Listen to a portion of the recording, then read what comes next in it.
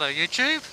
Now you may remember a few weeks ago I took part in a protest with several thousand other bikers, and it was about the proposed introduction of charges for parking at Matlock Bath for bikers by the local county council. Now, surprise surprise, it probably won't surprise you to learn that the county council have since decided to introduce charges, and they're going to charge bikes, I think it's 50 pence per hour for a maximum stay of 2 hours. Quite ridiculous. I mean, what on earth are you going to do for 2 hours? I mean, anybody or any biker that likes to travel a good distance like I do, and maybe goes to Matlock Bath from, far and wide, you're going to be pretty disappointed if you've come a long way and all you're going to get for your money is 2 hours. I mean, what can you do for 2 hours? Get a bag of chips and a cup of coffee? It's about it, isn't it? So, I'm pretty disappointed.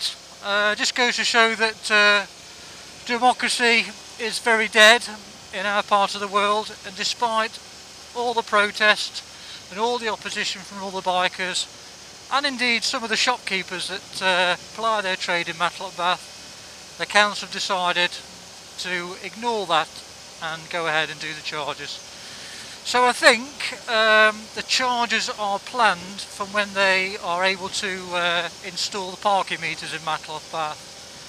So I pretty much think that's going to be the end of Matlock Bath, if you ask me. I'm pretty sure it won't put a few off, but I'm sure it'll put quite a number of bikers off from maybe going in the future. And well, ultimately it'll be the shopkeepers that suffer as a result of that poor decision. Now the council say they hope to raise, I think it's £70,000 as a result of that charge. I'll just come back again when I've gone through these lights, you don't have to sit through those. Yeah, so as I was saying, they were hoping to raise £70,000 worth of income. I'm pretty sure they're using that guesstimate on the current number of visitors that they have, but I'm sure introducing this charge will significantly reduce this projection. But yeah, as I was saying, I think the shopkeepers will ultimately suffer, because many of them do rely on the bikers. Many of the shops are generally open in the summer months when the bikes arrive, and probably rely on that income for the whole year. So pretty sad really, but there you go, that's democracy for you. It's a real shame, because I was thinking about using Matlock Bath again for my chip shop runs this year, but I shall probably go somewhere different this time, and yeah, that's a shame. Anyway, talking the chip shop runs, I am planning a few more this year. They seemed to be pretty popular last year.